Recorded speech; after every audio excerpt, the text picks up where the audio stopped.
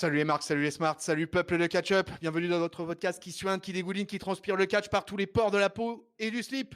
Chaque semaine, nous passons au crible des chroniqueurs de la team catch-up, tous les shows de la WWE et d'autres parfois aussi. Allez-y, précipitez-vous. Il y a déjà un petit peu, je crois, du All Elite Wrestling en ligne.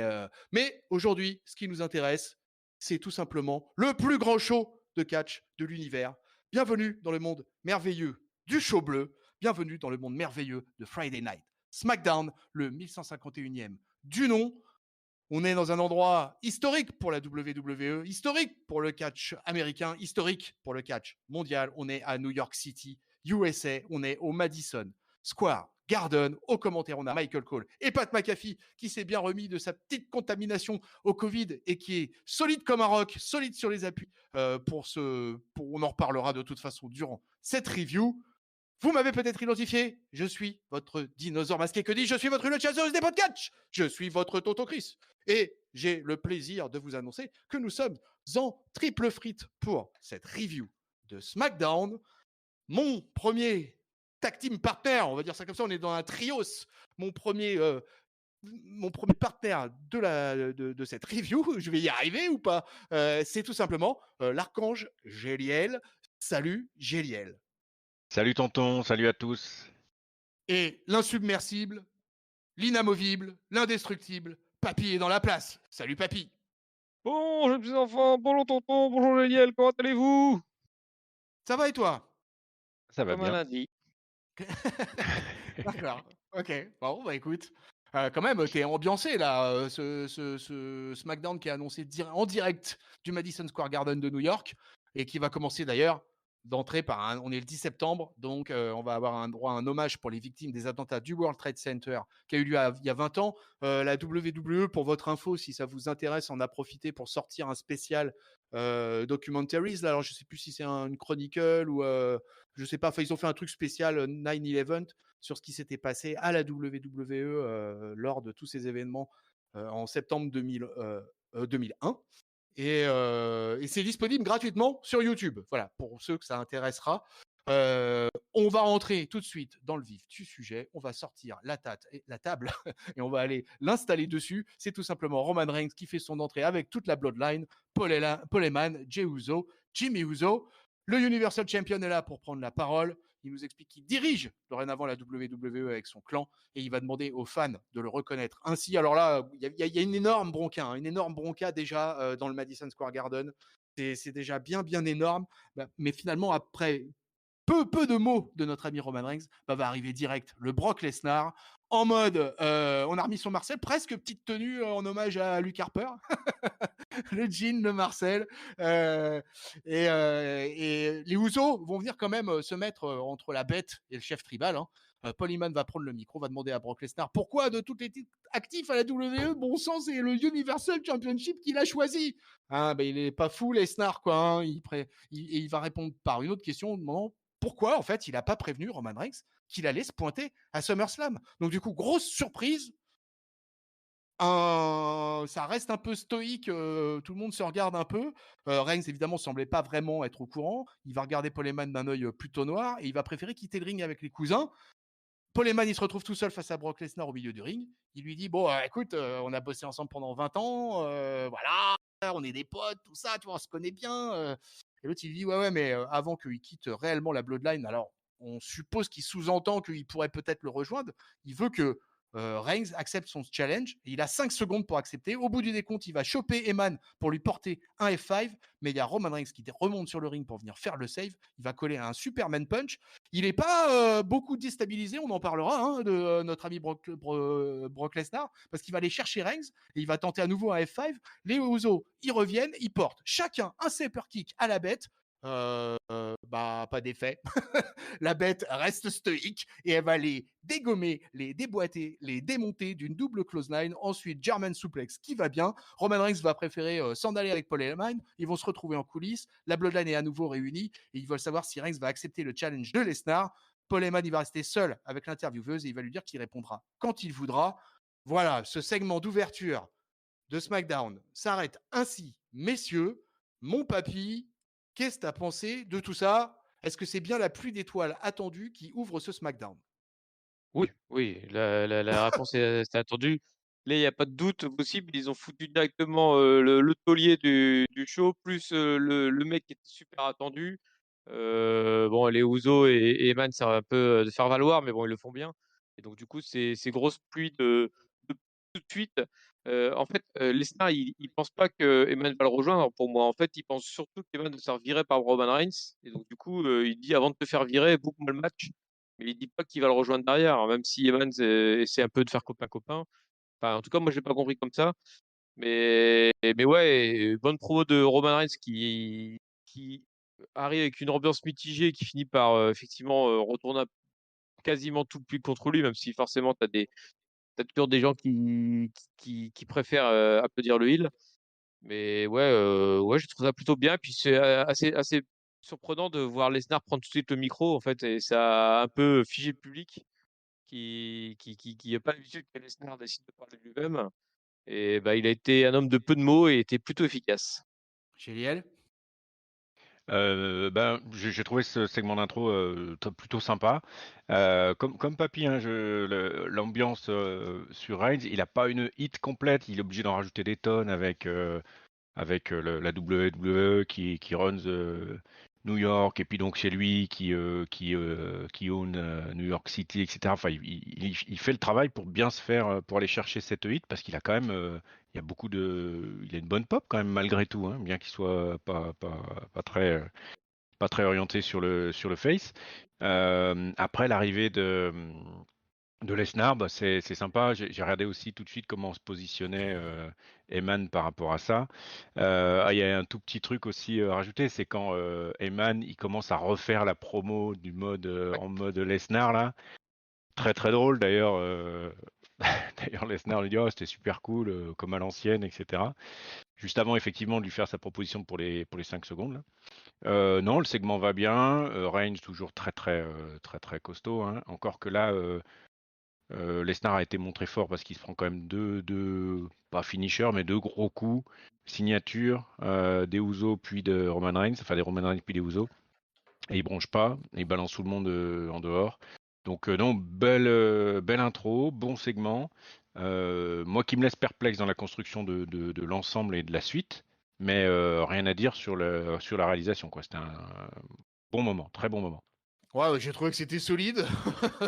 On attendait, tout était annoncé, donc de toute manière, on savait qu'il allait y avoir Brock Lesnar, on savait que ça allait se passer, de toute manière, de manière brutale et ça a pas échappé, et du coup, mine de rien, le Brock Lesnar quand même, il est face à tout un gang là, hein, avec les Usos et tout ça, ça va pas être si simple que ça pour lui. Alors, physiquement là, il a largement pris le dessus. Vous en avez pensé quoi un peu, physiquement là, de Brock Lesnar? Quelle sensation ça vous a donné là? Bah, c'est un monstre par rapport aux 2 au par rapport aux 4 autres même, donc du coup. Donc bah, il est ultra impressionnant, hein, le Brock. De toute façon, c'est toujours le même effet quand il rentre dans un ring, hein. Je connais pas grand monde qui n'ait pas l'air, chétif, face à Brock Lesnar, en fait. Bah, ouais, ouais, pareil. Et juste un petit bémol avec, enfin, ça vient aussi à son changement de style là, mais avec son t-shirt, sa coupe, c'est pas le, falloir qu'il s'active un peu une ring pour montrer qu'il est, enfin, voilà, que dès qu'il a commencé à bouger, ça a été beaucoup plus impressionnant, quoi, parce qu'avant, torse-poil avec son short là, rien qu'à le regarder, c'était déjà impressionnant. Là, on sait pas si ça fait un peu cache-misère, parce qu'il a l'air d'avoir un peu pris de bide, le père Lesnar à chasser dans les rocheuses là. Donc voilà, à voir quoi, à voir. Mais en tout cas, ouais, enfin voilà, quand il rentre, ça fait quand même son petit effet, puis sa petite musique, etc. Enfin, ça fait son effet. Ouais, alors cet opener sera après comme, j'ai envie de dire presque tout le temps, en tout cas tous les vendredis soirs, à SmackDown, sera le fil rouge, de tout l'épisode, quoi. Il y aura encore, 1-2, pas loin de 3 segments, backstage, avec, Paul Heyman, et ça va être tout du long. En attendant, on nous a promis un match, un 10 man tag team match. Donc on y va, en force là, on envoie du monde dans le ring et puisqu'on va avoir un match, Biggie, King Nakamura, Rick Boogs et Los Mysterios, qui vont affronter Apollo Crews, Otis, Sami Zayn et The Dirty Dogs, en l'occurrence Dolph Ziggler et Bobby Roode, accompagnés aussi avec Commandant Aziz et Chad Gable. Alors, la particularité, c'est King Nakamura et Rick Boogs vont être les derniers de leur équipe à rentrer, et à ce moment-là, Sami Zayn va les couper. Alors lui, il est heel, hein, mais il a un maillot de New York, un beau maillot, un beau jersey de la NBA, de New York Kevin sur les Knox. épaules de Kevin Knox. Kevin Knox. Et du Ouais. coup, il va le faire, il va haranguer la foule du Madison Square Garden et il a dit alors tellement New York qu'il a amené quelqu'un avec qui a connu la victoire dans le Madison Square Garden, c'est tout simplement le basketteur des Atlanta Hawks, Trey Young, qui a fait son entrée sous des huées, une bronca énorme de la part du public. Alors Géliel, connaisseur de basket, je crois, devant l'éternel, Papy aussi d'ailleurs, hein, la Ah oui. référence était là avec Trey Young. Et une référence récente. Une référence récente, effectivement, et puis un habitué, un peu comme Zayn hein, d'ailleurs, hein, tout en trash talk, tout en Trae Young, tout en expression. Et c'est vrai que lors de la dernière course NBA, playoff NBA, pardon, il était venu très largement. Enfin, il avait battu quasiment à lui tout seul les Knicks de son équipe d'Atlanta et en plus il avait été très très chambreur. Il y avait même pour la petite histoire un spectateur des Knicks qui lui avait craché dessus, qui s'était fait bannir à vie. Enfin, il y a un vrai historique entre Trae Young et le public des Knicks. Du coup, la hit qu'il prend quand il arrive, elle est largement méritée, quoi. Ouais, D'accord. c'était Je vous avouerai que je pensais que c'était le fils de Marc-Henri Aimé-Young, mais a priori, non. Alors, j'avais rien compris. Ouais, effectivement, c'est un joueur assez trash talker, il a des habitudes quand il enfile les 3 points comme des perles, de hausser un peu les épaules avec dédain, et qui après avoir battu les Knicks sur les playoffs a été quand même jusqu'en finale de conférence. Donc c'est quand même un client en NBA et il va se mettre du côté des Heels et ça va s'envoyer sur un match qui va être assez rapide, ça va durer 7 minutes 30 et assez spectaculaire parce que là il y a du monde qui se bouge un peu le cul dans le ring, il y a la famille Mysterio qui est là, donc de toute façon, ça ne peut qu'envoyer. Mais ça a été, je vais le dire tout de suite, je m'attendais à ce que ça dure un peu plus longtemps. J'ai été assez surpris finalement par la durée de ce match. Je m'étais dit que ça allait nous envoyer un truc un petit peu plus conséquent. Et ces petites 8 minutes, bah, il faudra les prendre comme elles étaient là. Et Trae Young, d'ailleurs, on sent qu'il n'est pas forcément très habitué aux règles du catch. Il va s'attaquer à Rey Mysterio sous les yeux de l'arbitre, voilà, qu'il renvoie en coulisses, hein, mais sans disqualifier l'équipe. Vous avez remarqué? Beau geste. Et, Sous une et pop incroyable, il se fait sous virer. une pop, ouais, monstrueuse. Et pendant ce temps, ben, ça va pas le réussir au heal parce que Sami Zayn va se faire surprendre par un double 6-1-9 et après un beau big ending de Biggie pour la victoire des Face. Après le match, Kayla Braxton va demander à Biggie ce qu'il compte faire avec sa mallette. Il va prévenir que ça sera pas la dernière fois qu'on le verra ce soir et que ça soit Roman Reigns, Bobby Lashley, détail important, ils ont intérêt à couvrir leurs arrières. Alors, papy, gros match par équipe. Là, on nous balance 10 catcheurs, là, dont le champion intercontinental. Il y a du monde. Il y a du monde dans la place encore ce soir à SmackDown. Ah oui, il y a du monde. Alors effectivement, j'ai été un poil surpris comme toi par la durée du match, mais après, quand je vois le menu de ce SmackDown, je me dis qu'ils n'aient pas forcément le choix parce que, enfin, on le verra après pour la suite, je vois pas ce qu'ils auraient pu enlever en fait pour me donner plus de temps de catch. Et donc du coup, bah, finalement, ils ont fait le boulot parce qu'ils ont donné du temps à 10 gars qui se sont fait plaisir avec le public. L'idée de ramener le gars d'Atlanta, c'était une bonne idée parce que franchement, il s'est bien fait pourrir et le public a super bien réagi là-dessus. Et donc, et puis Biggie Ouais, à le la fin public était chaud. le Biggie qui à la fin sur un petit segment micro au honnête, mais qui du coup le replace quand même comme un mec à la mallette qui fait pas juste le con à se marrer dans un coin. Là, il a quand même annoncé des trucs, il a quand même rappelé aussi qu'il pouvait choper Lashley. Donc, il se repositionne un peu. Alors, espérons que ce soit pas un coup d'un soir, mais c'était plutôt bien. En tout cas, c'est clairement dans l'ambiance de ce match. Voilà, c'était ça, c'était l'instant tag team de SmackDown, mais quand ils amènent du lourd comme ça, c'est toujours assez sympa. C'est pour ça que moi j'en aurais bien pris un petit peu plus. Ça m'aurait pas dérangé qu'on ait un match de 11-12 minutes, ça aurait été assez cool. Mais voilà, c'est ce choix-là qui a été fait. Et effectivement, le rappel à Biggie, ce qui est toujours important, même si on se dit que waouh, Biggie au milieu là de ce qui est en train de se tramer dans le main event de SmackDown, sur l'Universal Championship, c'est quand même du très très lourd hein, et que pour venir poser son cul et réussir un cash-in victorieux en ce moment, c'est quand même pas simple comme affaire. Signature de contrat, les gars. Business is Je peux t'en business. Ouais, parler tu donnes pas du de match Juliel, ou le pas? pauvre. Oh merde, excuse-moi, génial. J'étais lancé dans le truc, excuse-moi. Vas-y, j'étais lancé dans ma signature de contrat là. Allez, vas-y. Je vois. Bah, écoute, moi, j'ai bien aimé ce moment. C'est vrai que, enfin, c'est toujours comme ça, mais il y avait eu le turmoil aussi, à Raw, je crois.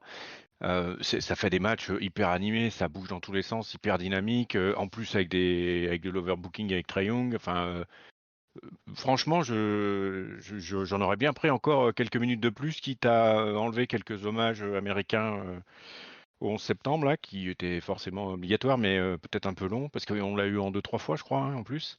Donc vraiment super sympa. Après, bon, bah, la victoire, anecdotique, hein, puisque effectivement les gentils gagnent. Mais enfin, j'aime bien. Ça amène un dynamisme, assez fou, ces matchs à beaucoup, parce que quand ils ont tous le temps de se reposer et quand ils rentrent, c'est systématiquement, la course partout, quoi. Donc bien aimé. Puis bah, Trae Young en a déjà parlé, donc la petite interaction. Donc voilà, j'ai bien aimé. Et puis après, je t'embête plus. Merci, tonton. Non, non, non, c'est moi tu m'excuseras, mon bon Géliel. Mes botches à l'antenne sont légendaires, donc t'es juste une victime de plus à mon actif. Bah, je suis content Et, alors. et ouais, voilà, donc c'est pas bien grave, t'inquiète. Allez, cette fois-ci, on y va vraiment sur cette signature de contrat, hein. On retourne au business et c'est pour le SmackDown Women Championship. Sonia Deville et Adam Pearce sont là, ils sont présents sur le ring. Bianca Belair va être la première à débarquer. Bon, elle est heureuse, hein. Ça sent, elle a le smile jusqu'aux oreilles, heureuse d'être au Madison Square Garden. Elle va expliquer qu'elle s'attendait pas à se faire battre aussi rapidement par Becky à SummerSlam et que même si elle la respecte en tant que mère, elle ne la respecte plus du tout sur le ring. Elle est pas contente. Becky Lynch, elle débarque, elle arrive alors habillée d'un espèce de manteau en fausse fourrure rouge. Ouais, bon, d'accord, OK. Elle nous explique d'emblée qu'elle veut pas signer le contrat, donc ce qui va quand même poser un léger problème juridique, n'est-ce pas, hein? Donc Sonia Deville, elle va quand même lui conseiller de bon, ça serait bien quand même de le faire, hein? Et c'est sous l'impulsion de Bianca Belair qui va lui dire de signer le contrat et qui va même encourager très, très fort pour elle le signe, ce foutu contrat. Becky, elle va se plaindre, en nous expliquant que ouais, c'est les fans qui demandent à ce qu'elle signe, voilà, tout ça. Elle a accepté de revenir plus tôt que prévu malgré sa fille, parce qu'elle entendait les chants, qui la réclamaient, mais elle n'était pas prête. Et puis finalement, elle a quand même battu Bianca en 26 secondes et elle a chopé le titre. Donc, et maintenant, elle doit signer pour un nouveau match. Bah oui, Becky, c'est un peu comme ça que ça se passe dans le business du catch. Donc, elle nous explique que tout ça, ça va finir de la même manière à Extreme Rules et elle va quand même signer ce foutu paplard et jeter le calepin à la figure de Bianca avant de partir. Même pas une petite interaction physique. Donc là, du coup, mon Géliel, je te donne la parole en first. C'était du très très basique quand même, cette signature-là. Ouais, très, très basique, mais enfin, j'ai bien aimé, j'ai l'impression qu'il renforce le côté heal là de Becky. On avait quand même constaté les semaines précédentes qu'elle était quand même très, très aimée, qu'elle avait reçu un peu de pop alors que quand même elle était heal. Là, elle a un déguisement, enfin déguisement. Elle arrive d'une manière effectivement habillée d'une manière un peu particulière. Elle est, vraiment désagréable depuis le début. Elle dit à Bianca à un moment que c'est tout à fait normal qu'elle soit fan de Becky, que si elle veut, elle peut aller prendre une place dans le public. Enfin, c'était assez sympa. Et puis, alors après, il y a toute la référence, effectivement, il y a à sa fille aussi, elle parle. Enfin, et puis, enfin, vraiment assez détestable. Et puis, elle finit par bien choper sa bonne hit, sa bonne qu'elle a bien obtenue, bien venue chercher. Donc voilà, bon, signature de contrat, pas grand-chose à en dire. Belair était quand même, elle a du mal à être, enfin je sais pas, je la trouve toujours contente en fait. Bianca c'est très bien hein, dans l'absolu, mais elle était très contente. Et puis bah voilà, Becky qui s'en va à la fin. Euh, bon, pas grand-chose à dire. Signature de contrat simple, mais qui, je trouve, ça a repositionné un peu Becky, un peu plus en heel que d'habitude. Voilà. Papy. Ouais, j'ai toujours cette impression que Becky se débat avec son personnage, de heel qui n'est pas encore, enfin, qui sera peut-être jamais accepté par la foule. Je t'avouerai sincèrement qu'à la fin du segment enfin là, en t'écoutant, je me souvenais même plus du tout de comment ça s'est terminé, en fait, ce segment-là, il m'a pas marqué des masses. Je C'était honnête, mais sans plus, quoi, comme je l'ai dit la semaine dernière, je crois, ou je sais plus quand, vivement qu'ils se foutent sur la gueule. Il y a vraiment que ça que j'attends, en fait. Là, les voir tourner autour du pot avec Becky qui essaie d'être méchante, mais pas trop, et puis Bianca qui essaie d'être bien gentille, mais voilà quoi. Moi, j'ai envie qu'elles se castagnent, là, les filles. A perdu tonton? Ouais, j'allais dire, vous êtes toujours là? Ah pardon, je suis là. Hop, hop, hop, hop, hop, hop. Petit problème de micro. Hop, je reviens. Là, je disais que je te rejoignais, papy, en fait, et que moi aussi, j'étais pressé de les voir en action maintenant. J'étais pressé de les voir sur le ring et que j'étais pas plus intéressé que ça, mais que la signature de contrat, c'est tellement une tradition à la WWE que c'est difficile d'y échapper chez les garçons comme chez les filles. Allez, là, on va revenir un peu à du sérieux. D'abord en backstage avec Paul Heyman qui est au téléphone, qui va croiser Shotzi Blackheart et Tegan Knox qui sont sur leur tank là. Les nouveaux taxis de New York, comme ils les appellent. Kayla Braxton va encore venir essayer de le rechoper pour avoir une réponse au challenge de Lesnar. Heyman continue à promettre une réponse pour ce soir, qu'elle soit positive ou négative. Il nous annonce que les Usos vont défendre le titre ce soir face aux Street Profits et il se retourne une nouvelle fois. Et il va tomber sur un Biggie hilar et qui se marre en lui présentant justement la mallette du Money in the Bank. Donc Biggie refait une petite apparition, messieurs. Papy? Bah oui, alors, avec l'apparition que j'aime pas où il se marre dans un coin avec sa manette. Mais bon, comme il a fait son segment micro avant, je le pardonne. Au moins, il continue de foutre la pression sur Roman Reigns, qui a déjà en plus la pression de Lesnar à gérer. Puis, ça avait été annoncé avant qu'il aurait un match contre Baylor à Extreme Rules. Donc, du coup, il est bien chargé, l'ami Reigns, en termes de rivalité. Puis, moi, j'aime toujours bien la petite Kayla qui fait sauter à chaque fois Paul Heyman et le surprend à chaque Heyman, ouais. fois et l'énerve à chaque fois. Géliel? Pareil, j'ai bien aimé le segment et juste pour revenir, j'ai bien aimé aussi, le fait que Biggie se positionne, tout show confondu. En disant: «Attention, je peux aller à gauche, je peux aller à droite, ça peut être un coup Reigns, mais je peux aller tout à fait aussi sur Bobby Lashley» et cetera et enfin c'était pas tant brandé peut-être les autres enfin c'était déjà assez brandé les autres fois et du coup c'était peut-être pas tant, aussi large que ça et je trouve ça bien qu'il annonce ça un peu. Alors là, il est à SmackDown, mais je crois qu'il dit à un moment que il sera là lundi aussi, que etc. Yes. etc. Donc je trouve ça bien. Je trouve ça bien qu'il puisse aller partout quoi. Il fout la pression partout et ça fout le dawa et j'aime bien. Ouais, voilà, bah, moi C'est aussi, le ouais, but je de la suis. manette quoi, hein. C'est vraiment Ouais, ça ouais, quoi. ouais. Ouais, moi aussi, je suis assez convaincu par ça. J'espère bien, effectivement, qu'on va le voir un peu à Raw. Ça serait cool. Et qu'il fasse planer le danger sur les deux à la fois. Je trouve que c'est une bonne initiative. Donc, j'espère qu'ils vont vraiment continuer dans cet angle-là. Et comme ça va nous semer encore un peu plus le doute. Il y a Extreme Rules qui arrive. Les deux champions, de toute façon, auront un match à Extreme Rules. Donc, ça peut effectivement être intéressant. Donc, c'est une affaire à suivre avec notre ami Biggie. Bon, là, on arrive à un énorme morceau de ce SmackDown, peuple de catch-up. Je vous l'annonce d'entrée, hein. Seth Rollins va affronter Edge. Alors, il s'était cherché des noises toute la semaine dernière. Il n'arrête plus en fait de se chercher des noises. Les deux mecs se détestent de manière franche. Et ça y va sévère. Et là, on a un single match, un truc pour le plaisir, en plein milieu de ce SmackDown. Seth Rollins versus Edge. Et alors là, les amis, on va avoir un match de quasiment 25 minutes. Alors, temps tout confondu en retirant la pub, SmackDown dure en temps effectif 1h25. Incroyable, incroyable. Je sais même pas quoi en dire de ce match, tellement ça a été je ne m'attendais vraiment pas à ça. J'étais même en fait parti sur une idée: «Oh ça se trouve ça va se finir par une DQ, il va y avoir un truc un peu, peut-être un petit peu cheap ou je sais pas quoi». Du coup, et en fait, c'est pas du tout ça qui s'est passé et ils sont partis sur un match où ils se sont envoyés tout ce qui s'envoie, depuis des semaines pendant 25 minutes, donc ça a été assez long, il s'est passé énormément de choses. Seth Rollins va évidemment essayer de jouer les roublards, hein, et va tenter de distraire l'arbitre, pour neutraliser Edge avec un low blow. Il est possédé, hein, le Seth Rollins, vous allez me dire ce que vous en pensez, quoi. Il va enchaîner tout simplement 5 super kicks consécutifs à Edge, avant de conclure le match sur un curse stomp pour la victoire.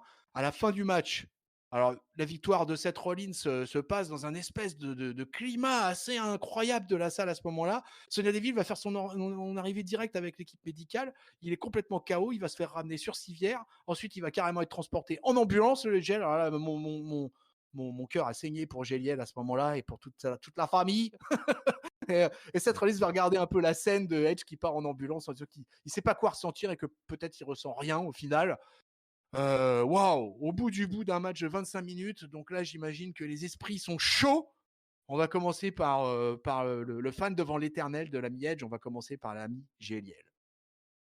Bah, écoute, effectivement, 25 minutes d'un super moment. Il y a pas à dire, on a quand même 2 gros, professionnels qui se mettent sur la tronche là. Et en plus, j'ai vraiment aimé les pistes qui ont été lancées et je trouve que c'est vraiment une des caractéristiques fortes maintenant de Rollins, je trouve. Et Edge est bien parti dessus. Ils ont commencé à partir sur. Alors, je crois que Rollins, il avait commencé à taper le genou, donc à donner une orientation sur le truc, alors que d'habitude, il visait plutôt le coup. Et puis après, il y a eu commencé à avoir des piquets, ils sont piqués les signatures moves. Et Ouais. puis je crois que il y a Edge aussi met un des échanges. pedigree. Edge met un gros Exactement. pedigree à Rollins. Ouais, il y a des Puis échanges après, il y a un des échanges de moves. crossface qui passe aussi, qui est tenté, alors que c'est pas le sien non plus, je crois. C'est celui de comment ça s'appelle? Bah, de sa femme, non? Le crossface, c'est pas ça? Non, c'est le Glams. Il y a Oui, Ah non, non, non. Rollins le Oui, pousse c'est le le glam Glam Glam slam. Slam, Slam. le Le Glam Glam Glam Slam Slam. slam. qui Ouais. a, Voilà, c'est ça. qui a Phoenix. C'est ça. Après donc, enfin, il y a tout un tas de mouvements, et de gestes de signature qui sont pris. Alors moi j'ai trouvé que ça avait commencé un peu doucement, mais après c'est l'accélération, furieuse quoi. Jusqu'au low blow effectivement, pas vu, qui sonne le glas, du match quoi, parce que derrière, effectivement il enchaîne les kicks et il termine avec ce curb stomp. Bon, voilà, alors ambulance évidemment, puisqu'il y avait quand même tout aussi une histoire autour du coup, autour du curb stomp, de ce qu'avaient dit et Edge et Rollins autour de ce coup et de cette blessure. Donc non, vraiment plein d'histoires, plein de moments, de la technique, des abdos de Edge, mon Dieu, encore. Et enfin bref, super moment. Et puis derrière, j'ai trouvé, quand il est interviewé derrière Rollins, pareil, il reprend une espèce de dimension un peu psychotique, un peu bizarre, dans la manière dont il dit: «Bah non, en fait, je ressens rien» ou «Je sais pas ce que je ressens». Enfin, il y a une espèce de double langage qui est hyper intéressant aussi. Donc là, il y a vraiment deux bons catcheurs et en plus qui ont une dimension en plus supérieure. Enfin, au moins Rollins pour la partie psychologique que j'avais déjà adressé plusieurs fois dans les semaines précédentes et que je continue à adresser. Je trouve ça vraiment super intéressant, quoi. Et puis bon, bah là, du coup, ça fait un partout. Donc on peut quand même espérer, Ah bah mais là, on si va le avoir la coup est belle, pas hein. complètement cassé, d'avoir une belle, quoi. Ah bah là, on va avoir la belle Extreme Rules. Je vois pas comment on va y échapper. Et franchement, vu le match monstrueux qui vient de sortir, Papy, toi, t'es pareil, impressionné par ce match-là? Très impressionné par ce match. Et pour répondre tout de suite à ta question, alors moi je suis d'accord sur la belle. Par contre, la belle Extreme Rules, ça me semble vachement proche, vu Ah, Ah que ça ouais? Edge paraît part en tôt, hein, ambulance, pareil. quoi. Euh, À Crown Jewel? ah non, moi Oh je la non, verrais non! en 2022, moi la belle. Ah Genre carrément? à Mania ou une connerie comme ça. D'accord. Enfin, je sais pas, à en discuter, mais je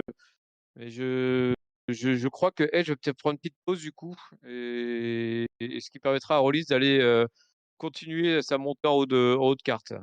Mais pour revenir au match, effectivement, bah voilà, on parlait de la psychologie la semaine dernière entre Rollins et Cesaro qui a fait plein de petites pistes, hommage à leur confrontation et hommage à Edge. Et ben là, c'est rebelote, ils ont fait des hommages à leur confrontation et à Beth Phoenix et à Triple H et ci et ça. Super bien géré, je trouve. Les contres étaient nickel, nickel chrome. C'était pas du tout téléphoné. Même le coup de pied dans les burnes est bien géré parce que c'est pas un truc où tu as un ref bump à la con où l'arbitre qui reste 3 heures par terre et où juste avec un coup de pied dans les couilles, bah, tu fais ton tombé, tu as gagné. Là, l'arbitre est juste un petit peu poussé pour pas, et du coup, le temps qu'elle se retourne, bah, boum, le coup de pied part directement. Et derrière, beh, il lui met 5 coups de pied dans la gueule, puis il lui fait le curve tombe. Enfin, le tombé est plus que justifié derrière. Tandis que parfois, ils ont tendance à se dire, bah, je me souviens notamment de Lestat, tu as l'impression que c'était la kryptonite, ses couilles, dès qu'on le touchait, il pouvait faire le pin directement derrière, quoi. Et donc voilà, gros match. Je voulais rajouter un truc. Ouais, moi c'est pareil, je suis un peu comme tonton. Sur le coup, la première fois que j'avais entendu parler du match, je m'étais dit, tiens, c'est Madison Square Garden, ils vont faire un gros truc. Et puis là, le fait de voir que Roman Reigns était contre le Finn Balor au pay-per-view, je me suis dit, bah tiens, du coup, Edge et Rollins sont pas de programme, bah forcément, il va y avoir une entourloupe et le vrai match aura lieu à Extreme Rules. Et puis, bah non, j'aurais dû rester sur mon idée première. Ils ont voulu faire plaisir au public du Madison Square Mmh. Garden plutôt, et pas le Madison Square Festival. Et du coup, ils ont fait plutôt plaisir au public qui était à fond dedans et plutôt plaisir aussi aux téléspectateurs que nous étions. Ah ouais, là, le public était à fond, à fond, à fond pendant tout. C'était que du bonheur. Et Ouais. puis, comme tu l'as bien signalé, Géliel, ces échanges de signature move, c'était bien cool. Quand il passe le pedigree, sur le coup, je crois qu'il va gagner en fait, Edge. C'est parce Ouais, que pareil. moi, tu vois, c'était bizarre. Ils ont bien joué le coup parce que, enfin, vis-à-vis de moi en tout cas, parce que moi, j'ai vraiment cru qu'Edge allait gagner. Et je me suis dit, ah là là, là, il va super loin avec les signatures move et tout. Il va nous sortir un truc de fou à la fin. Mais le Seth Rollins, il rentre dans une rage comme on l'a vu parfois, hein, une fois avec Brock Lesnar, je me souviens aussi, où il avait placé 3 ou 4 curbstones consécutifs. C'était pas un WrestleMania d'ailleurs ça. Et des fois, voilà, Seth Rollins, il est capable de rentrer dans cette espèce de rage là. Et là, il est complètement dedans et vraiment, il démolit Edge. Et où là, on se dit, ah ouais, ouais, ouais, effectivement, là, vraiment, l'affaire va loin entre les deux. Et du coup, super victoire. Encore une belle victoire au tableau de chasse de Seth Rollins. Il a des grandes défaites et des magnifiques victoires, ce Seth Rollins. Et ouais, moi j'ai été hyper impressionné. Un super combat. J'aurais mis un 4 étoiles et demi, je pense. Et effectivement, un partout, la balle au centre. Donc l'affaire continue. Allez, là on arrive à notre main event. D'abord, on va faire un petit passage dans la loge tribale où Roman Reigns encourage les Usos et Jimmy Uso en vue de leur match. Après, une fois qu'ils sont partis, il va demander à Paul Heyman pourquoi il lui a rien dit sur cette affaire, alors qu'il l'a sauvé après le départ de Lesnar quand même. Et l'avocat, lui, alors on sent que Paul Heyman, là, il est un peu perdu et il dit pas grand-chose. Là-dessus, c'est parti pour le Tag Team Championship. Les Street Profits sont les number one contenders pour affronter les Usos. Et là, on va avoir un gros match de Tag Team des familles. Comme quand SmackDown se sort les doigts, c'est vraiment un truc de fou. Là, on va avoir un match de 15 minutes 30, hein, quasi 16 minutes. Spectaculaire as fuck. Montesford, les gars, je sais pas ce que vous en avez pensé, on va en parler, mais en tout cas, je vais le dire tout de suite. Montesford, oh mamma mia, Montesford. Ce mec, c'est un espèce de trampoline humain. Des fois, on se demande, il a même pas quasiment besoin du ring en soi, quoi, pour faire des trucs complètement fous. Il tente et il strike quand même, parce que surtout qu'il est face à des Usos qui donnent pas leur part au chien là-dessus. Donc, il strike quand même malgré son gabarit élancé, sec. Il est musculeux, mais il est sec et il est hyper aérien. Et du coup, je trouve quand Johnny Dawkins continue son petit bonhomme de chemin en partenaire complémentaire finalement. Et ça nous donne un super match avec les Usos qui sont dans le top 3 des meilleurs tag teams mondiales. Hein. Moi, je mettrais, je sais pas, comme ça au pif, les Lucha Brothers, les Usos, les Young Bucks. Déjà, là, j'ai un trio assez magique. Et New Day. Et les New Day, on peut faire un top 5 d'ailleurs. Hein. Oui, je peux y rajouter les New Day sans aucun problème dans ce top 5. Je ne les mets même pas dans un ordre. Hein. Je dis pas le 1, 2, 3. Moi, je dirais juste, voilà, ça fait partie des équipes monstrueuses du catch mondial actuellement. Et un Uso Lucha Brothers, moi, je signe tout de suite, les amis. Hein. Et les Usos sont à la hauteur de leur réputation, vont faire un grand match aussi. Roman Reigns va faire son entrée quand même au bout d'un moment durant le match avec Paul Heyman pour soutenir les cousins. Il sera sur la rampe dans un premier temps, regarder un peu ce qui se passe.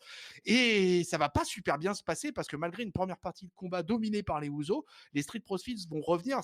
Notre ami Angelo Dawkins va se retrouver un peu coincé dans les cordes. Ça va amener un espèce de moment où les Usos vont croire au truc. Mais deuxième partie de combat, justement grâce à ça, retourné par Montesford qui va enchaîner de la voltige et du strike pour un peu les mettre à mal.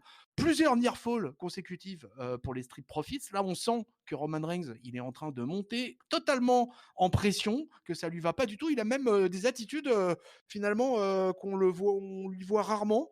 Et finalement, ça va mal se terminer cette affaire parce qu'au bout de ces 15 minutes de catch, et tout simplement, Roman Reigns, il va de rechef monter sur le ring et choper le Montesford et lui coller une grosse guillotine. Alors, c'est presque dommage qu'ils viennent coller cette énorme guillotine à Montesford parce que Jay et Jimmy étaient en train un peu de reprendre la gestion du match. D'ailleurs, on sent, alors je sais jamais c'est lequel, Jay ou Jimmy qui pendant la guillotine qui est là, on voit sur des plans, les plans de côté ou un peu en mode ah mais on les avait quoi. Donc bon, c'est pas grave, disqualification. Du coup, victoire des victoire des Street Profits par DQ pour moi quoi.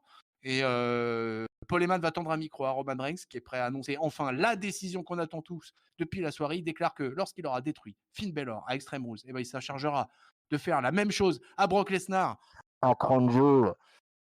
Les lumières s'éteignent et lorsqu'elle se rallume, énorme fumée, énorme titantron. J'ai trouvé le titantron fantastique.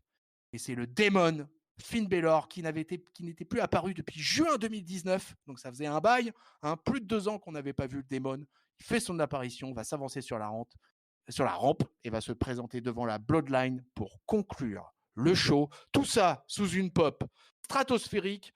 Pour moi, la plus grosse pop qu'a eu Finn Balor depuis son retour dans le main roster. Mais ça, on va en parler avec mes tag team partners. Papy, cette fin de show, ce match et cette fin de show. Énormément de choses à dire, énormément de choses à dire. Alors, tout d'abord, je suis pas vraiment d'accord avec toi sur le finish. Pour moi, Reigns intervient au moment où Ford va faire le tomber sur un des Usos. Et donc, du coup, il casse le tombé avec sa guillotine. Ouais, tu fais bien. J'avais un doute en fait quand je me disais à la fin, j'avais un doute sur la fin et tu fais bien de le signaler parce que je me disais, je me rappelais pas d'avoir vu les choses comme ça. Donc Par contre, c'est juste. j'ai mélangé trop de résumés. Ah bah voilà, c'est ça, voilà, bah, c'est le mélange, c'est le mélange. Mais par contre, juste avant, tu as un splash de Uso sur Oui. Dawkins, et Oui. où là, tu penses que c'est terminé. Tu as même, je sais plus si Reigns Oui. compte avec le public tranquillou, et puis d'un coup, il se lève à 275 Dawkins. Alors là, moi, j'étais sur le cul parce que déjà, il nous montrait super fort Dawkins. Mais pareil, Reigns, il tire une gueule là en disant oh putain, qu'est-ce qui se passe là? J'ai trouvé que les Street Profits s'étaient montrés ultra forts, ultra résistants. On parlait d'un top 5, et ben les Profits, si on a déjà 4 dessus, bah, ils peuvent se battre par 5e place, les Profits. Et donc ouais, donc voilà, super match avec une rivalité qui va continuer du coup avec cette victoire par DQ. Fast forward sur la fin avec le démon qui revient. On avait eu un débat la semaine dernière, je pense, en disant quand est-ce qu'il faut qu'il revienne. Moi, j'espérais que ça prenne du temps, mais d'un autre côté, s'il prenait trop de temps, ça risquait de tomber pour Crown Jewel, ce que je voulais absolument pas. Donc l'un dans l'autre, même si ça a été super vite, et ben au moins on évite d'avoir la surprise du démon à Crown Jewel. On l'a à Extreme Rules, un pay-per-view qu'on regardera, donc ça fait plaisir. Et puis bah voilà, effectivement la foule explosait comme jamais avec Finn Balor, parce que bah, je pense aussi que c'est un effet Madison Square Garden qui de toute façon est un public ultra connaisseur.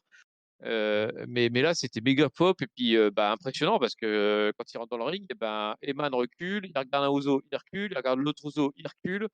Là, on sent qu'il y a de la grosse bête dans les pattes de Roman, et j'en parlais tout à l'heure, mais donc il a Big E, il a Brock Lesnar, et puis maintenant il a le Demon King sur la gueule. Il est vraiment dans la merde, le Roman. Géliel. Pareil, moi j'ai bien aimé le tag team. Sur le déroulé et sur l'impression, j'étais pas tout à fait d'accord avec toi. Roman Reigns, il intervient à un moment où, alors effectivement, les Usos commencent par prendre la main, puis après ils se font quand même beaucoup secouer. Et puis Roman Reigns arrive à un moment, on voit qu'ils reprennent un peu le dessus quand Roman Reigns arrive. Et puis finalement, ça dure pas. Ils se font à nouveau reprendre par les Street Profits qui effectivement sont en fait à 2 doigts de gagner. Il y avait le pin qui était en cours et s'il n'intervient pas, Roman Reigns, il y a le pin sur alors Jay ou Jimmy, effectivement, je me souviens pas, mais un des Usos, exactement. Il y a le pin qui est fait, quoi. Et ils perdent. Donc, il vient les sauver quasiment 2 fois, en fait. Une fois en les remotivant quand ça va pas fort, et une deuxième fois en les sauvant du pin, quoi. Donc, il termine sur la guillotine. Effectivement, alors, il y a une tête bizarre de l'autre, Uso, du coup, on va dire, quand Roman Reigns fait la guillotine, mais ils ont montré qu'ils n'y arrivaient pas, quoi, tout simplement. Alors, les Street Profits sont peut-être montrés trop forts, très forts, je sais pas. En tout cas, ils sont hyper impressionnants, ils sont hyper agréables à regarder. Enfin, le saut que fait Montez Ford, là, le dernier sur lequel il va chercher le pin, mais il est quoi? Il est à 5 mètres de hauteur, c'est complètement dingue, quoi. Et c'est comme les suicide dive qu'il fait en dehors du ring, là où il est pareil à 3 mètres au-dessus du sol, 4 mètres au-dessus du sol, et puis il se retourne au dernier moment, là. Ouais, Oh c'est là fou, là là c'est fou. là. Non, mais c'est incroyable, hein, Montesport, il est incroyable. Enfin, là, il met pas. J'ai l'impression en fait qu'on dit ça depuis 2 ans, mais parce que c'est la réalité. Bon, ils ont été champions du côté de Raw et du côté de SmackDown, je crois, hein, sur les deux brands. Oui, vu qu'ils ont échangé Ouais. ils ont échangé Ouais, les ouais, il y ceintures. avait l'histoire de l'échange des ceintures. Ah oui, Mais c'est vrai. un truc qu'on peut dire sur eux sans sourciller, c'est qu'ils sont en plus totalement réguliers. Ils sont Oui. complètement présents, ils ont du temps Ouais, d'antenne, ouais. ils ont été investis dans un paquet de rivalités depuis qu'ils sont à la WWE. Donc, moi, globalement, j'ai envie de dire que c'est une tag team qui est une belle réussite, qui vient de NXT, qui a été championne à NXT. Et voilà un exemple de réussite d'anciens de NXT et qui font une belle carrière dans le main roster, quoi. Ouais, ouais, et puis il y a le balèze, le souplet là qui saute partout. Ouais, Ah, vraiment un qui a un truc bon, super sympa quoi. qui a un bon micro, Angelo Dawkins. Ah oui, Et, ah oui, oui, oui, oui. Il a un bon Mmh, micro, mais mmh. je pensais surtout à Montesfort qui a plutôt cette partie-là. Dawkins a été repositionné, il était vraiment. Enfin, il y a eu un moment où il était à côté de Montesfort, enfin, Et le sidekick à et- l'époque, hein. ouais, à une époque c'était un peu ça. Et là, je ouais, trouve que il fait déjà in-ring, il est beaucoup plus costaud, beaucoup plus décisif. On sent que ça fait plus mal. Et puis bah voilà, côté mix, ça va aussi quoi. Donc super match. Ils sont sauvés par la tête de la table. Derrière l'arrivée du démon. Alors, ils ont peut-être forcé un peu sur la fumée. Je trouve qu'à certains moments, on le voyait pas, le pauvre Finn Balor. Mais l'entrée de dingue, la pop de dingue. En plus, enfin, franchement, j'aime beaucoup. Alors, juste un truc, j'aurais bien aimé qu'il conserve son espèce de perruque là. Ça contribue aussi pas mal au personnage. Là, on a revu oui, c'est vrai qu'il l'a le... retiré dans Ouais. le ring. C'est vrai que c'était ça. Ouais, moi aussi, tu vois, je me suis fait la même réflexion, les gros esprits à catch-up, hein. Et pareil, ouais. Et du coup, on voyait sa barbe parce que maintenant il a une barbe par rapport à la dernière fois. Enfin, voilà, enfin, vraiment bien teasé. J'aime beaucoup Finn Balor pour le côté aussi pas mal aérien. Et puis en démon, l'intro est dingue, la lumière et tout et tout. J'ai bien ce que tu as dit aussi, quand ils les repoussent avec le regard, là, les deux Ouzo. Il y a bien que Roman Reigns qui bouge pas à ce moment-là, quoi. Donc super sympa. Moi, juste ce qui m'emmerde, c'est que il y a Lesnar dans la carte, quoi. Donc, quand il y a Lesnar qui doit venir battre Roman Reigns dans la foulée, enfin, qu'est-ce qu'on peut imaginer qui va se passer à Extreme Rules, quoi. Donc, moi, ça m'emmerde un J'espère une peu. DQ, moi. Ouais, c'est ce que j'allais vous poser la question. C'est est-ce que cette arrivée du Demon King vous a mis un doute à un moment ou à un autre par rapport à une possible victoire, une possible défaite de Roman Reigns face à Finn Balor? Moi non. J'en vois pas, moi. C'est pas possible. Papy? Non, non, moi non plus, enfin, c'est tellement gros comme une maison quoi, Lesnar versus Reigns. Alors, est-ce que ça serait sans ceinture? Ça serait énorme. Et d'un autre côté, il va bien falloir quand même faire perdre le titre un jour à Reigns et le faire Ouais. perdre par Baylor, bah, ça ouvrait des perspectives monstrueuses par rapport à le faire perdre par, Lesnar, tu vois? Donc alors ça me plairait énormément qu'il perde, le titre contre Baylor. Mais non, moi j'ai dans l'esprit qu'il va se passer une entourloupe, peut-être Rollins d'ailleurs qui va encore une fois intervenir, ce serait pas impossible, hein, vu qu'il il veut sa place dans le main event et que du coup il empêche les autres de battre Reigns. Je verrais plus ça, mais en tout cas, ouais, ça ferait vraiment plaisir que Baylor, prenne le titre et permette à l'histoire d'avancer. Ou Biggie Ouais, qui cache sur Baylor, qui la gagne le soir même, et du coup, il la garde, il la gagne. Donc, Roman la perd, Baylor la gagne, mais la repère pour Biggie, mais après, Donc je sais pas, Biggie ça doit pose passer heel direct, hein. je sais pas, je sais pas.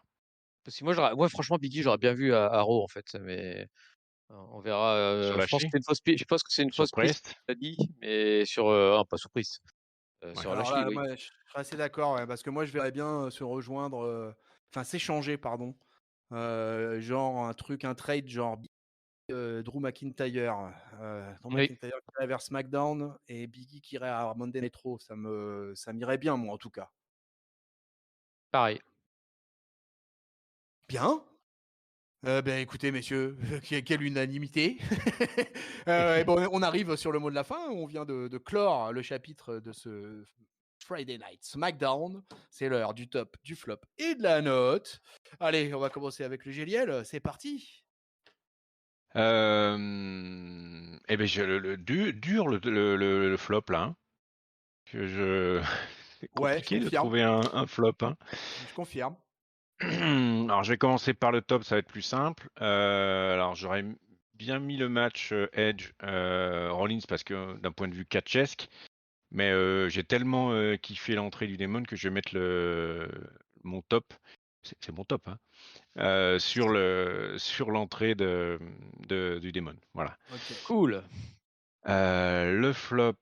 euh, C'est bien, tu termines le show, ton top, c'est le dernier truc du show, quoi. Donc, tu Ouais, termines donc je suis en apothéose ton visionnage. exactement très content. Et ben le flop, voilà, je l'ai. Je le mets à la WWE Ah, oula, pour cette. carrément. Ah ouais, pas de limite.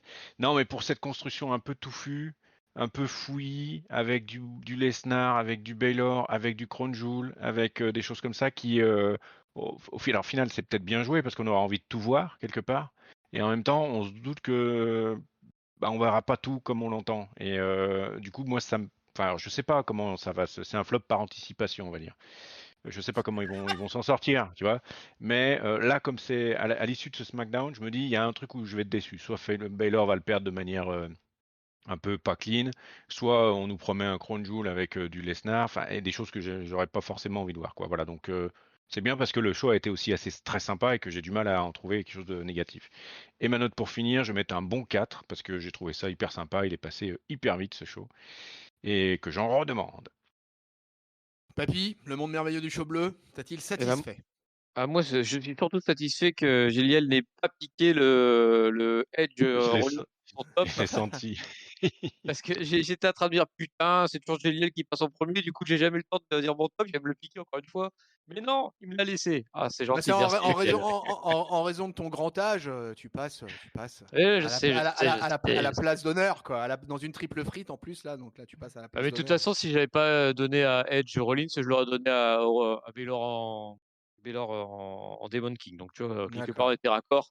Donc, oui, moi, Edge Rollins, parce que, bah, voilà, on a déjà tout dit sur ce match qui était excellent. Et puis, bah, enfin, voilà, c'était une espèce de petit cadeau pour le public du Madison Square Garden.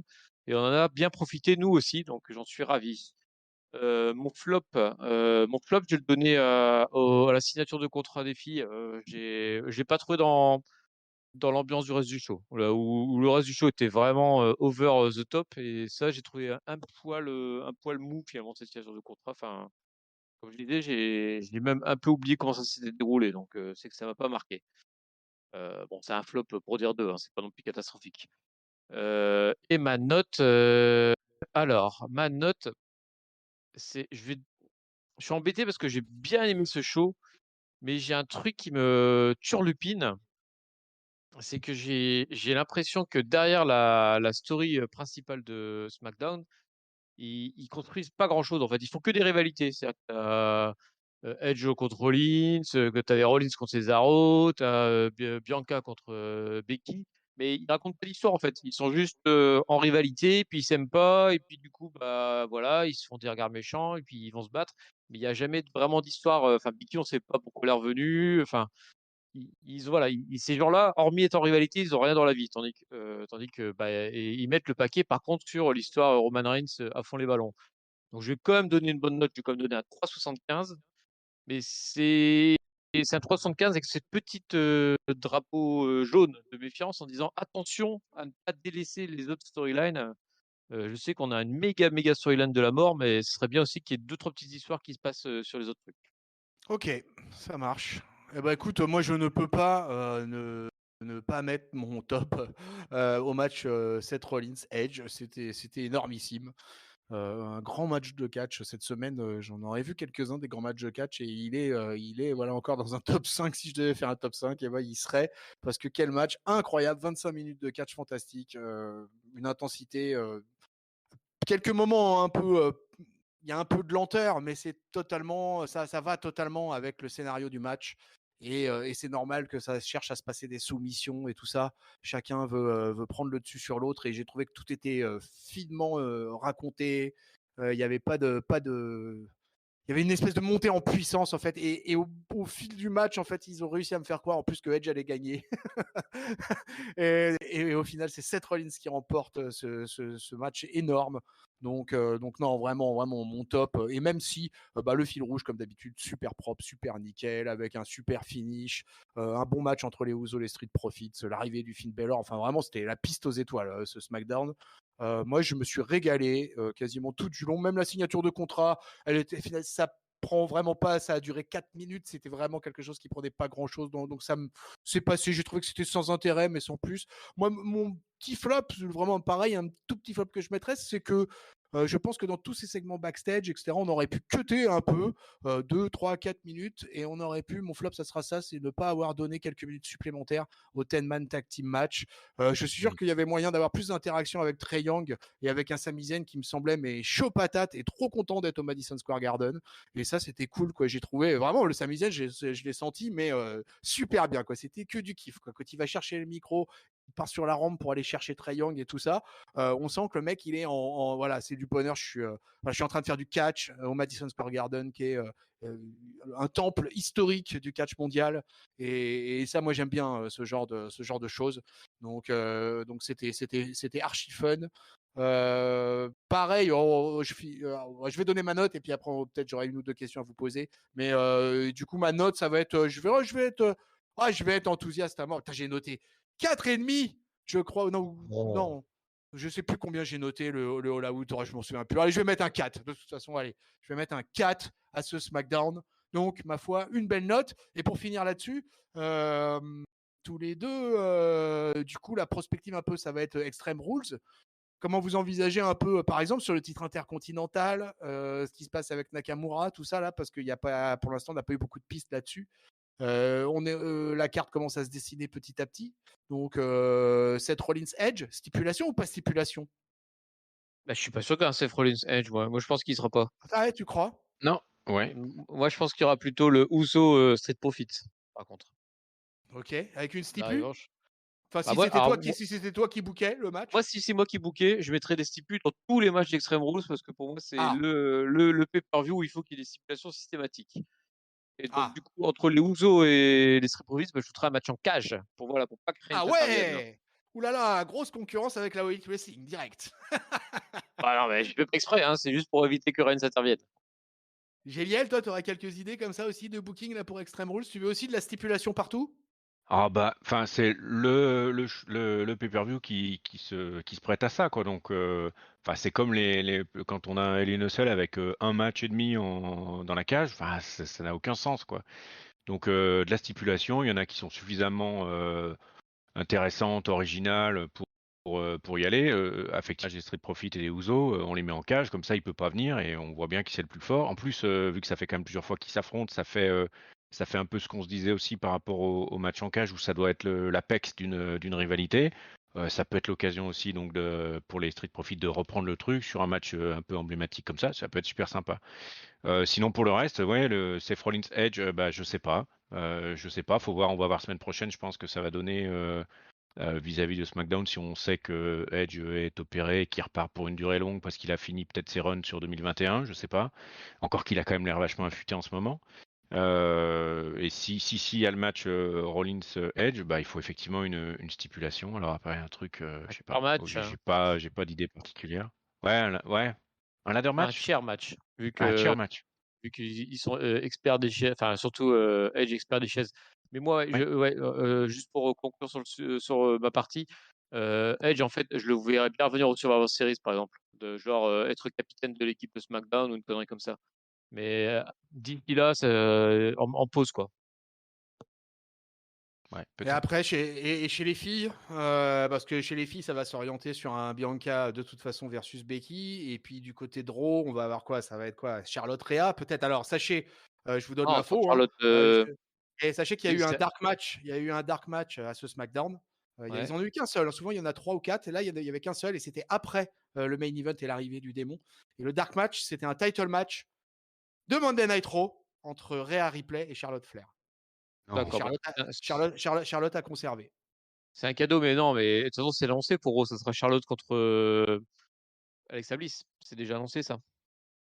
Ah, pour le Bah, Extreme elle Rules, ils est. ont déjà officiellement annoncé le Bliss Oui, il est annoncé, Charlotte? oui. Ah OK, d'accord, j'avais échappé à l'annonce officielle en tout cas pour le pay-per-view m'avait Bon, échappé. après, Raw a tendance à changer parce qu'ils avaient aussi annoncé officiellement qu'il y aurait Orton versus Lashley et finalement, il est avancé au Monday Night Raw. Donc, Ah, il est annoncé à Monday c'est. Night Raw, le Orton Lashley?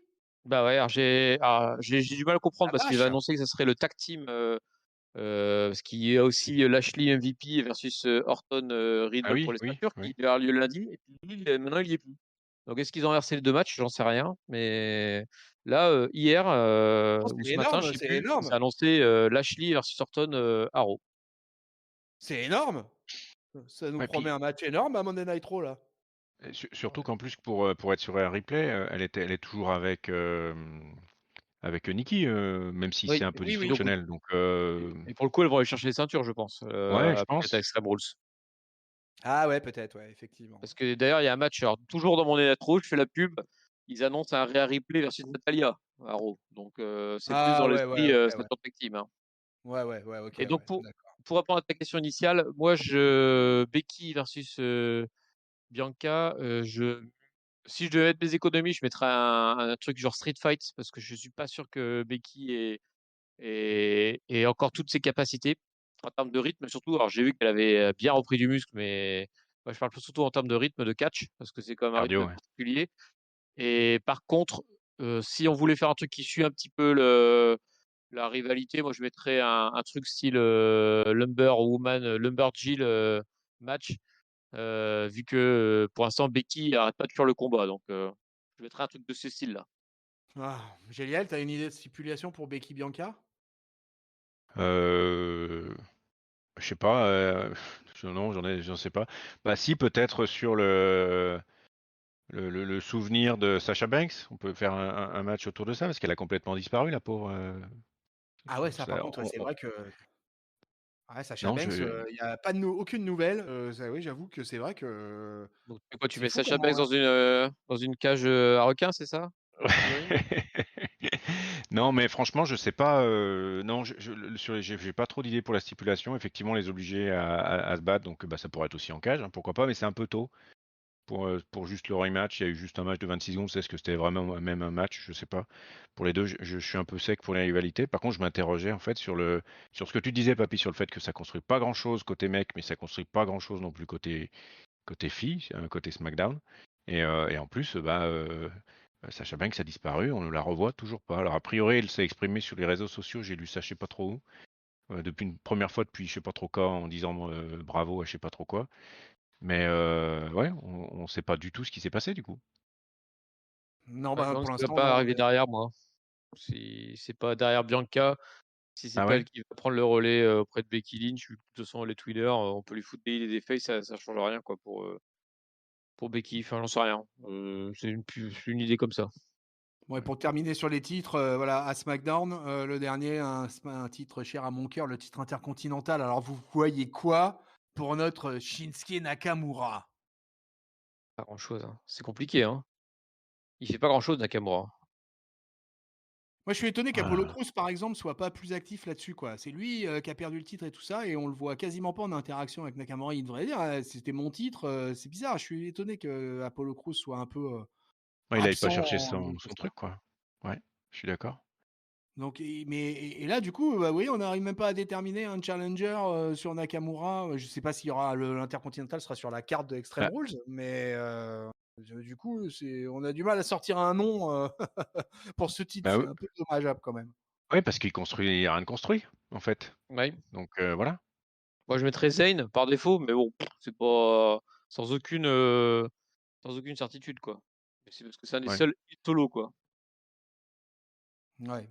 Et ouais, non, puis non, sinon surtout on reste côté mec, mais il y aurait toujours Kevin Owens éventuellement. Avec Kevin Owens, il va faire une rivalité avec Corbin, j'imagine.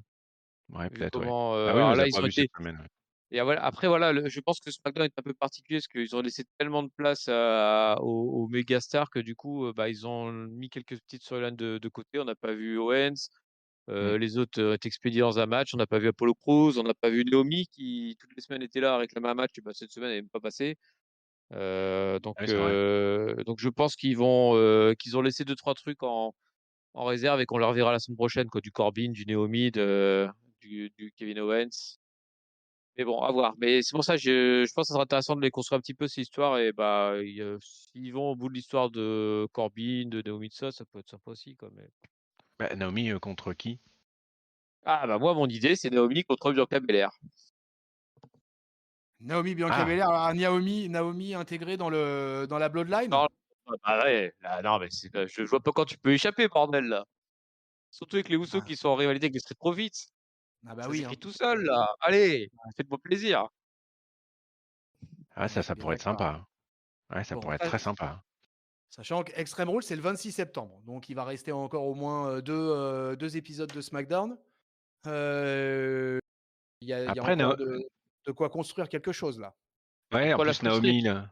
Ouais, c'est ça, là, c'est ce que j'allais dire. Naomi, là, en ce moment, là, elle vient gentiment, elle se fait envoyer sur les roses. Bon, on peut gentiment imaginer qu'elle peut s'être énervée, donc partir plutôt côté heel, alors qu'elle a pas. Moi, j'avais plutôt l'impression qu'elle était plutôt face, Naomi, jusqu'à présent dans sa carrière. Enfin, j'ai sans doute raté certains passages, peut-être où elle était un peu plus énervée.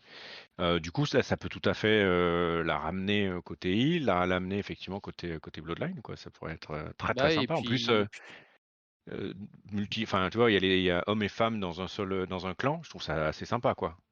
ah, moi, ça ferait vraiment le gros clan. Et depuis le temps que j'attends que le gros clan, la Bloodline grossisse, ça me ferait bien plaisir qu'il y ait une femme. Et en plus, ça ferait sens de dire, bah voilà, j'arrive pas à avoir de match auprès de la direction de SmackDown. Et bah, du coup, je vais Officiel, ouais. demander au patron de SmackDown, qui est Roman Reigns, qui est quelque part de ma famille, de me filer un petit coup de pouce. Enfin, ça me ferait vraiment mal au cœur qu'ils exploitent pas cette piste-là, parce que pour moi, elle est vraiment. Enfin, je vois pas ce qu'ils ont foutu Naomi à SmackDown si c'est pas pour faire ça, quoi. Je vois pas l'intérêt de la ramener là, hein. Bah, surtout que elle était, enfin, alors à voir si elle passe heel, mais à chaque fois qu'elle est apparue, elle a eu quand même une grosse pop, même en étant backstage, en faisant rien. Donc, ouais, ça peut valoir le coup, quoi. Ouais, je Et suis On bien verra. d'accord là-dessus, hein. Ouais, je pense que ça peut valoir le coup. Donc voilà, titre intercontinental, les filles, les hommes, c'est pas. Et puis la tag team, on en aura parlé pas mal de toute façon. Donc là, de toute manière, la rivalité Ouzo Street Profits, ça tient tellement la route que. Moi, je sais pas, sur le titre intercontinental, bah, j'ai l'impression de faire ce booking-là à chaque pay-per-view. match à Mais moi, je l'échelle. voudrais, voilà, un match à l'échelle, comme d'habitude, avec entre 4 et 6 mecs. Et puis, je veux du truc, du spectaculaire. Moi, j'aimerais bien revoir, par exemple, un Sami Zayn dans la course de l'intercontinental. J'aimerais bien. Zayn, Cesaro. Ouais, Cesaro, pourquoi pas aussi, ouais. Enfin voilà, il y en a plusieurs hein, que je pourrais citer malgré tout. Mais j'aimerais bien des trucs un peu plus construits, quoi. Je trouve que vraiment l'intercontinental à SmackDown, c'est un petit peu une petite faiblesse, ça. J'ai l'impression que c'est un peu paresseux, je crois, sur l'écriture de ce Bah, titre-là. Et c'est un peu dommage parce que c'est parce que j'y suis attaché à ce titre et que du coup j'aime bien qu'il se passe des choses sympas. Donc il y a des périodes, il y a des creux, il y a des montées, il y a des remontées, il y a des redescentes. Et là, en ce moment, on est clairement dans une période de descente quand même. une période Nakamura, quoi. C'est Tout ce ce que qui j'allais touche, dire. tout ce qui Tout touche, mou. ça se transforme en paresseux, tout mou. Malgré qu'on Oh. lui ait joint cet acolyte de Rick Books, Son seul intérêt, hein. C'est ça qui est ouais, terrible, quand même. qui est en train de devenir son seul intérêt. Ouais, là, je suis bien d'accord. Et ça pose quand même un léger problème que ça soit Rick Books qui devienne l'attraction du tandem avec Nakamura, qui est le champion Ouais. intercontinental en titre. Ah, puis dans les matchs, il fait 90% du taf, Rick Books, quoi. Donc c'est quand même, enfin, c'est dur, quoi. C'est, enfin, pour Feignasse de Nakamura, Nakamura. c'est clair. Al Nakamura, il se fait habiller pour l'hiver à chaque review de SmackDown, en particulier quand notre ami Papy est là. Et donc, si vous voulez en savoir plus, bah, il faut écouter les reviews qui sont passées. Alors, en ligne, vous avez déjà le Monday Night Raw de cette semaine, reviewé par Papy et moi-même. Vous avez le pay-per-view, la review, très important, la review du pay-per-view All Out 2021 de la All Elite Wrestling avec Ringside et moi-même. Vous allez avoir aussi arrivé derrière le Dynamite. On fait les weekly Dynamite. Ça faisait un petit moment qu'on n'en avait pas fait. Là, on en avait pas fait depuis avec la taloche du catch, avec notre ami Tao, à qui je fais une bise. Et puis ce SmackDown que j'espère vous aurez pris du plaisir à écouter comme nous on a eu à l'enregistrer en triple frite. Pour ne rien manquer de la communauté Catch-Up, vous pouvez déjà passer par le Discord. Les liens sont dans la description de la vidéo YouTube. YouTube, justement, abonnez-vous, laissez-nous des commentaires. Sur tous les bons réseaux sociaux, Twitter, Facebook, Instagram, Twitter @catchupcdc et toutes les bonnes plateformes de podcast, Apple Podcast, Podcloud, Spotify, Deezer, Google Podcast et Google Addict. Bref, il y a du podcast de partout pour Catch-Up. Mes amis de la triple frite, une triple frite, alors là, gériatrique de chez gériatrique, hein. On fait un back-to-back puisque c'était la même équipe qui vous a proposé SmackDown la semaine dernière. Je vais donc remercier mon ami Géliel. Merci tonton, merci papy. Merci à toi, Papy, d'être toujours fidèle au poste. Merci à toi, tonton, de nous inviter toujours plus nombreux à te rejoindre dans ces reviews magnifiques. C'est Merci formidable. Géliel, bien sûr. Eh ben, mes amis, on va se quitter là-dessus. On vous souhaite une bonne semaine pleine de catch. On vous fait des bisous. On vous fait des cordes à linge plein la face. Salut Géliel. Salut tonton, bonne semaine à tous. Salut Papy. Salut tonton, salut Géliel et salut à tous. Et mesdames et messieurs, si vous le voulez bien, ce sera le mot de la fin. Salut les gars. Salut peuple de catcheurs.